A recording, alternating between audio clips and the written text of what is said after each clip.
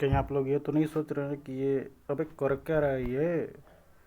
वो तो भाई कुछ कर नहीं रहा हूँ, बस पढ़ाने से पहले सोचता हूँ कि थोड़ा सा अनुलोम विलोम कर लेता हूँ। और अगर आप लोग अनुलोम विलोम करके आ सकते हो तो मैं भी भाई क्यों ना प्रयास करूँ। मजाक था वैसे तो, फिर भी चलिए आज हम पहले तो बहुत सारा कुछ कर ही चुके हैं। 2 वीडियो में पहले ही डाल चुका है इसका। और यहाँ पर तीसरा वीडियो है पूरी तरीके से। यहाँ पर हम समझेंगे, यहाँ पर ये जो लाल पीली कलर हरी पीली, वैसे तो लाल पीली नहीं है लेकिन केवल पीली ही है। फिर भी यहाँ पर मैंने हेडलाइंस कर दिया है, जो भी यहाँ पर ठीक ठाक शब्द मुझे दिखाई दे रहे हैं सारा का सारा यहाँ पर मेरा पिया हुआ है, इसलिए सारा का सारा मतलब यहाँ पर आपको मैं प्रोवाइड करा रहा हूँ ये। और यहाँ पर हम सारा ये देखने वाले हैं आज कि ये कैसे कैसे होता है भाई, ये क्या है, ये क्या है, सारा का सारा होता कैसे है।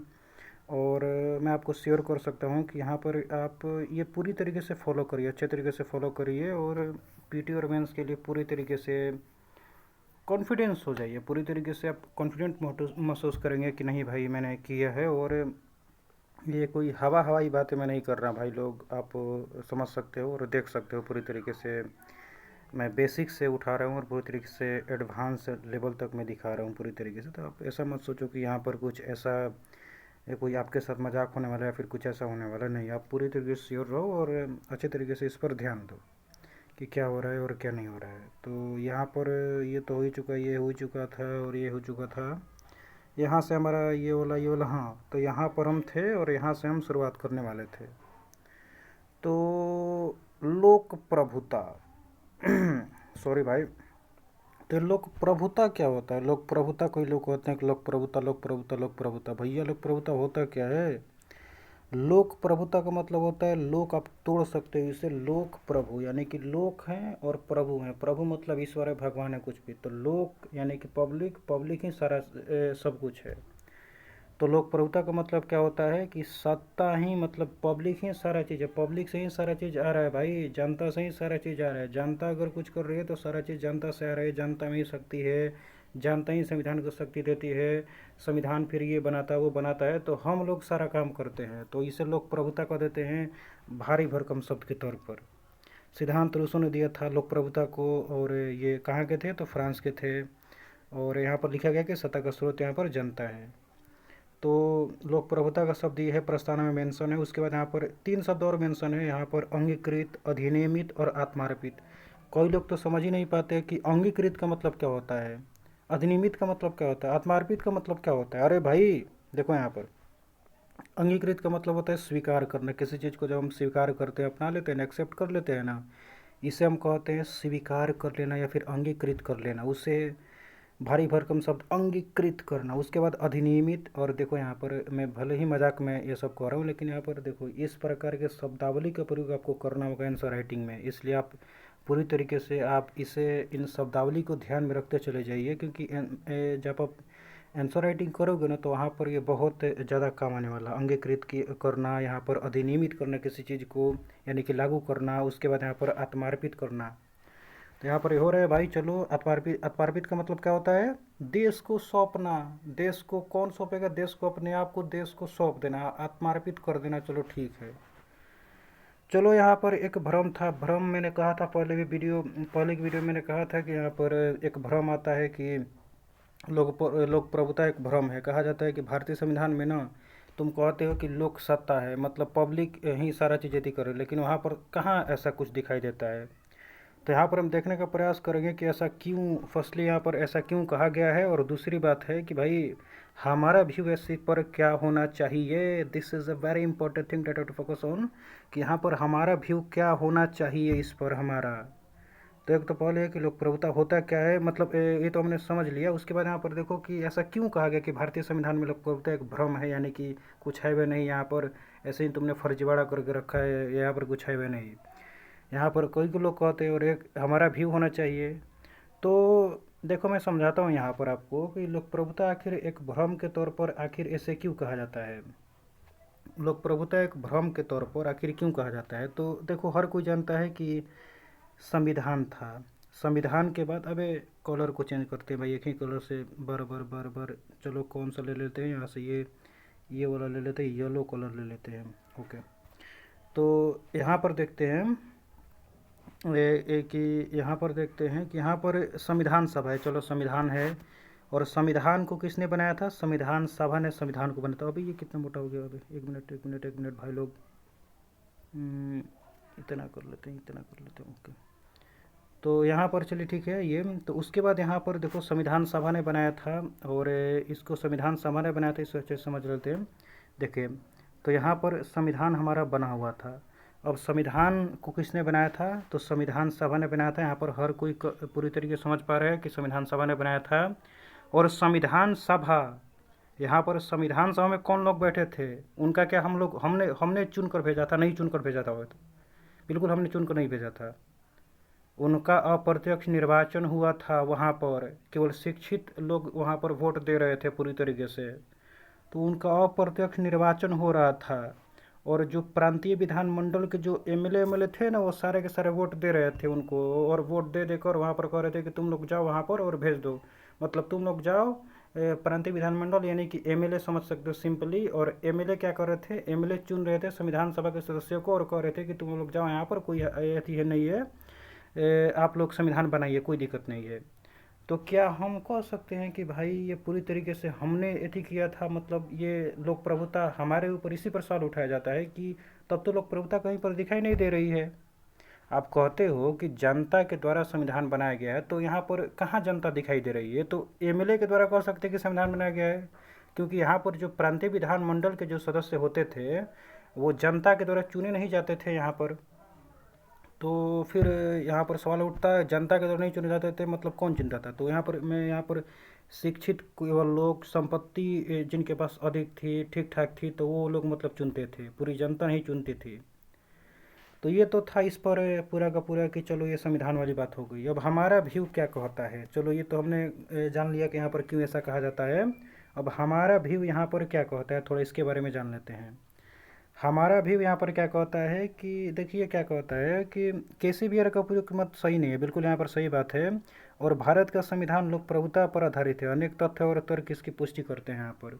तो पहली बात हमें क्या कहनी है कि यद्यपि भारत की संविधान सभा का गठन अप्रत्यक्ष निर्वाचन, संविधान सभा का गठन अप्रत्यक्ष निर्वाचन के आधार पर हुआ था, और तत्कालीन जो मानकर चलो यहाँ पर मैं क्या कह रहा हूँ कि तत्कालीन प्रावधानों के अनुसार प्रांतीय विधानमंडल के चुनाव में केवल धनी और शिक्षित वर्ग को मतदान का अधिकार था। लेकिन 1952 में भी तो आम चुनाव हुआ था। अब 1952 में जो आम चुनाव हुआ था ना भैया, वहाँ पर अधिकांश सदस्य जो वहाँ पर संविधान सभा के जो सदस्य थे, उसमें से अधिकांश सदस्य यहाँ पर भारी बहुमत से निर्वाचित हुए थे। और ये चुनाव जो था पूरी तरीके से सार्वभौमिक वयस्क मताधिकार पर आधारित है। यहाँ पर गौर करना, ये पूरी तरीके से जो था सार्वभौमिक वयस्क मताधिकार पर आधारित था। और यहाँ पर जब ये सार्वभौमिक वयस्क मताधिकार पर आधारित है भैया, और वही लोग चुन कर आ रहे हैं जो संविधान सभा में पहले थे, उन्होंने संविधान बनाया था, फिर से हमने वोट दिया जो सार्वभौमिक वयस्क मताधिकार पर आधारित है। तो क्या हम नहीं कह सकते हैं कि भैया लोक प्रभुता भ्रम नहीं है, बिल्कुल कैसे भी, और तुम भाई गलत हो? भैया तुम गलती अब मान लो, तुम गलत हो भाई, यहाँ पर कोई तुम्हारा चलने वाला है नहीं। और दूसरी बात एक और होती है कि भाई भारत का संविधान लोकतंत्र को मान्यता देता है। हर कोई जानता है कि भारत का संविधान लोकतंत्र को मान्यता देता है। और क्या आप सोच सकते हो, लोकतंत्र जहाँ पर भी है, डेमोक्रेसी जहाँ पर भी है, क्या लोक प्रभुता के बिना संभव है? आप सोच कर देखो, क्या संभव हो पाएगी? हैं? नहीं संभव हो पाएगी भाई, यहाँ पर संभव ही नहीं हो पाएगी। आप कैसे कह सकते हो कि लोक प्रभुता के बिना मतलब यहाँ पर लोकतंत्र संभव कर दोगे? हैं? मैं नहीं मानता यहाँ पर लोक प्रभुता के बिना लोकतंत्र यहाँ पर संभव कर दोगे। अब आते हैं एक बहुत बड़ा टॉपिक, संपूर्ण प्रभुत्व संपन्न, इसे सॉवरन भी कहते हैं। संपूर्ण प्रभुत्व संपन्न का मतलब क्या होता है? हमारे उद्देशिका में शब्द है, प्रस्तावना में हमारा शब्द है, और आप लोग जानो यहाँ पर कि हम प्रस्तावना को अच्छे तरीके से स्टडी कर रही है। इसके बाद आपका क्वेश्चन नहीं बचेगा, मैं आपको गारंटी दे रहा हूँ कि इसके बाद अच्छे से आप देखिए क्वेश्चन नहीं बचने वाला है। संपूर्ण प्रभुत्व संपन्न, अच्छा जी चलो ठीक है। इससे तात्पर्य एक ऐसे देश से है जो अपने आंतरिक और बाह्य मामलों में निर्णय लेने के लिए स्वतंत्र हो। अच्छा जी, अब आंतरिक मामलों में क्या होता है और बाह्य मामलों में क्या होता है? अब आंतरिक मामलों में निर्णय लेने के लिए स्वतंत्र पूरी तरीके से, चाहे मेरा कोई राजनीतिक मामला हुआ, चाहे मेरा कोई आर्थिक मामला हुआ, चाहे मेरा कोई सामाजिक मामला हुआ, जो बाइडेन मुझे नहीं बताएंगे, ऋषि सुनक मुझे नहीं बताएंगे, और मुझे कोई नहीं बताएगा कि यहाँ पर मैं क्या करने वाला हूँ, क्या नहीं करने वाला हूँ। ये मेरा आंतरिक मामला है, this is my internal matter. तो यहाँ पर मेरा ये, इस पर मुझे कोई नहीं बताएगा। यहाँ पर मैं पूरी तरीके से स्वतंत्र हूँ और मैं अपना निर्णय खुद ही लूँगा यहाँ पर, और लेना भी चाहिए पूरी तरीके से। और दूसरा है मेरा बाह्य मामला आता है, जहाँ पर मित्र शत्रु का चयन करते हैं कई लोग। उसके बाद युद्ध शांति की घोषणा का अधिकार मेरा खुद ही खुद है। विदेश नीति के बारे में बात करते हैं, तो सारा इसके बारे में यहाँ पर पूरी तरीके से फ्रीडम है मुझे यहाँ पर। सॉरी यार, निर्णय लेने के लिए पूरी तरीके से यहाँ पर स्वतंत्र हूँ, पूरी तरीके से। यहाँ पर ऐसा नहीं है कि यहाँ पर जो बाइडेन भैया बता दीजिए ना कि मतलब मैं इसमें क्या करूँ, नहीं। और आप मुझे पर प्रेशर भी नहीं डाल सकते हो, नहीं, मुझ पर आप प्रेशर नहीं डालोगे। मैं आंतरिक मामले और बाह्य मामले दोनों में पूरी तरीके से निर्णय लेने के लिए स्वतंत्र हूँ। और इसीलिए हम कहते हैं कि हम सोवरन कंट्री हैं, सोवरन कंट्री हैं, सोवरन कंट्री, और कुछ नहीं है। हम संपूर्ण प्रभुत्व संपन्न कंट्री हैं। आप मुझे नहीं बताओगे कि मैं क्या करने वाला हूँ, क्या नहीं करने वाला हूँ। ओके जी। कई लोग यहाँ पर कह देते हैं कि उदारीकरण के इस दौर में भारत के संविधान की प्रस्तावना में वर्णित संपूर्ण प्रभुत्व संपन्न जो है अप्रासंगिक हो गया। कई लोग कह देते हैं, अब उनका भी यही होता है, क्वेश्चन हमेशा उठता रहता है, मेंस का क्वेश्चन है कि यहाँ पर कई लोग सही में कह देते हैं कि भैया ग्लोबलाइजेशन हुआ है ना, अब ग्लोबलाइजेशन की दुनिया में ना संपूर्ण प्रभुत्व संपन्न वाला खेल नहीं चल रहा है। तो ऐसा फिर देखते हैं, फिर देखो, मैं हमेशा पढ़ने का मेरा तरीका में यही होगा कि यहाँ पर पहले हम देखेंगे कि ऐसा क्यों कहा जा रहा है। कोई अगर कथन कहा जा रहा है तो भैया क्यों कहा जा रहा है, उसके पीछे का रीजन क्या है, क्या रीजन है, किस बेसिस पे वो कथन कहा जा रहा है, और बेसिस को देखेंगे। उसके बाद हमारा व्यू क्या है, क्योंकि एक आपको परसेप्शन तैयार करना होगा। कॉन्सेप्चुअल क्लैरिटी के साथ साथ आपको एक परसेप्शन तैयार करके चलना होगा कि क्या मैं, मतलब कैसे हमें सोचना होगा। ओके, तो भूमंडलीकरण के ऐसा क्यों कहा जा रहा है, तो भूमंडलीकरण के युग में WTO, IMF, वर्ल्ड बैंक जैसी संस्थाएं भारत सहित विश्व के अधिकांश देशों की आर्थिक नीतियों का हस्तक्षेप करती है। चलो मान लिए, ठीक है, चलो। और दूसरा है, भूमंडलीकरण के दौर में कुछ मुद्दे वैश्विक मुद्दे बनकर उभरे हैं जिन पर व्यवहार में कोई भी देश स्वतंत्र निर्णय नहीं ले सकता। इसका मतलब क्या है भैया, मान लीजिए पाकिस्तान हमारे बगल में, और पाकिस्तान हमारे बगल में, और क्या कर रहा है कि धड़ाधड़ पेड़ काटता जा रहा है, धड़ाधड़ पेड़ काटता जा रहा है, कह रहा है कि मैं पेड़ काटूंगा, मुझे पेड़ काटना है। तो क्या आपको नहीं लगता कि मतलब फ़ोन चला जाएगा मोदी जी का कि भैया ये गलत हो रहा है तुम्हारा रे, ऐसा मत करो भाई, this is a environmental thing. तो ये पूरा वैश्विक स्तर पर बहुत महत्वपूर्ण चीज़ें होती हैं। तो बहुत ऐसे मुद्दे उभर कर सामने आ चुके हैं, जो वैश्विक मुद्दे उभर कर सामने आए हैं, और आप केवल एक देश उस पर निर्णय नहीं ले पाएगा। अगर एक देश चाहे कि मैं निर्णय लेता हूँ, तो केवल एक देश वहाँ पर निर्णय नहीं ले सकता। इस पर दिमाग में रखना है। इसीलिए यहाँ पर कहा जा रहा है कि भैया एक देश यहाँ पर निर्णय नहीं ले सकता है। तो आप कैसे समझ सकते हो कि एक देश यहाँ पर निर्णय लेगा, नहीं। इसीलिए यहाँ पर ऐसा कहा जा रहा है। तो हमारा व्यू, हमारा ये तो था आपका क्यों कहा जा रहा है। दूसरा, अब हमारा व्यू इस पर क्या होना चाहिए। तो हम कहते हैं कि आज भी भारत अधिकांश मामलों में, हम तो भैया अधिकांश मामलों में निर्णय स्वतंत्र रूप से लेते हैं, ये सही बात है। और दूसरा, जहाँ तक भैया WTO, वैसी आप संस्थाओं के बारे में बात करते हो, WTO के बारे में बात करते हो, वर्ल्ड बैंक के बारे में बात करते हो, या चाहे किसी भी संस्था के बारे में बात करते हो, तो उनके दिशा निर्देशों को हम मानते हैं भाई। हम उनके दिशा गाइडलाइंस को मानते हैं, उनके दिशा निर्देशों को मानते हैं, क्योंकि भारत ने स्वेच्छा से इनकी सदस्यता ग्रहण करी है। हमने स्वेच्छा से इनकी सदस्यता ग्रहण करी है। ऐसा थोड़ी है कि हमने तुम अरे भारत तुम आओ, तुम यहाँ पर सदस्य हमारा बनो, समझे, ऐसा तो हमने नहीं किया कभी। तो हमने सदस्यता जो ग्रहण करी है वो पूरी तरीके से स्वेच्छा के आधार पर ग्रहण करी है। जब स्वेच्छा के अनुसार ग्रहण करी है, तो हम लोग स्वतंत्र पूरी तरीके से निर्णय लेते हैं। तो पूरी तरीके से हम नहीं कह सकते हैं कि भूमंडलीकरण के युग में संपूर्ण प्रभुत्व संपन्न अप्रासंगिक हो गया, ये हो गया, नहीं हो गया है। तो हमारा मत इसी प्रकार से होना चाहिए, और इसी प्रकार से सोचते भी हैं। This is the right approach to think, समझे। तो इस प्रकार से होता है। अब आगे आता है एक थिंग है यहाँ पर, समाजवादी एक शब्द है, समाजवादी। ओके जी, समाजवाद एक विचारधारा जिसके निम्नलिखित महत्वपूर्ण तत्व होते हैं। बहुत सारे, मतलब समाजवाद एक, समझो कि यहाँ पर एक विचारधारा, एक आइडियोलॉजी के तौर पर काम करता है पूरी तरीके से। और इसमें बहुत सारे पॉइंट आपको दिखाई देंगे यहाँ पर कि क्या क्या, मतलब इसमें मुख्य रूप से बातें होती है समाजवाद में। एक तो कहता है कि संपत्ति का समाजीकरण करो। दूसरा कहता है समानता, इक्वलिटी के बारे में बात करते हैं। भैया समानता के बारे में बात करेंगे, समानता। और मजदूर के कल्याण के बारे में नहीं बात करोगे ना तो भैया कुछ और हो जाएगा। मजदूर के कल्याण के बारे में तो तुमको बात करना ही है, करना ही है, करना ही है, कुछ नहीं करना है। मजदूर के कल्याण के बारे में बात करो करो करो। और दूसरा है शोषण की समाप्ति। ओके, तो ये 4 लक्ष्य होते हैं समाजवादी जो व्यक्ति होता है, चाहे कोई भी होता है, तो समाजवादी विचारधारा के ये 4 लक्ष्य होते हैं और यहीं पर 4 लक्ष्यों पर आपको पहुंचना होता है। ओके जी, यहाँ तक समझ में आया कि ये 4 लक्ष्यों तक हमें पहुंचना होता है। ओके जी, अब यहाँ पर देखो कि कुछ लोग कहते हैं कि भैया गोली का नाम सुना है क्या? गोली से मारेंगे और 4 यहाँ पर इक्वालिटी ला देंगे, मजदूर का कल्याण करेंगे, बंदूक चला चला कर ऐसा काम करेंगे। कौन कहता होगा? मार्क्सवादी कहते हैं, ऐसे मार्क्सवाद कहते हैं। कुछ नहीं, मार्क्सवाद यही कहता है। समाजवाद विचारधारा को ही इसने मतलब बंदूक के सहारे पाने की कोशिश करी है। और दूसरा होता है लोकतांत्रिक समाजवाद, जो कहता है कि भैया चुनाव करवा लेते हैं ना, कोई चीज़ होता है तो चुनाव करवा लेते हैं ना भैया, क्या यहाँ पर दिक्कत है भैया। तो यहाँ पर यहाँ पर लोकतांत्रिक साधन के बारे में बात करी जाती है, जबकि यहाँ पर वर्ग संघर्ष, क्रांति और हिंसा के बारे में बात करी जाती है। सोचिए, तो यहाँ पर इस प्रकार से बात करी जाती है कि नहीं भैया, यहाँ पर तो मैं बुलेट चलाकर यहाँ पर एथी करूँगा, इसे बुलेट चलाकर मैं इन सारे जहाँ पर ये मेरे लक्ष्य हैं, इन 4 लक्ष्यों को मैं बुलेट चलाकर पालूंगा।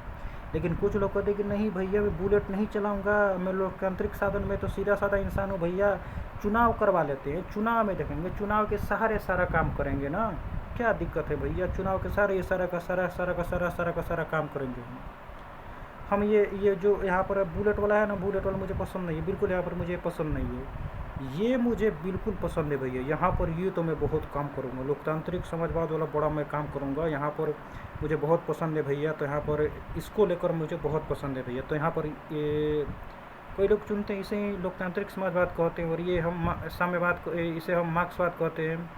और मार्क्सवाद ही धीरे धीरे साम्यवाद की तरफ जाता है, इसे हम आगे देखेंगे। यहाँ पर ज़्यादा मैं फिलोसफी नहीं जा रहा हूँ, लेकिन फिर भी यहाँ पर आगे इस विचारधारा को और तोड़ने की कोशिश करेंगे। चलो, यहाँ पर तो इतना क्लियर है पूरी तरीके से, यहाँ पर होगा क्लियर भैया।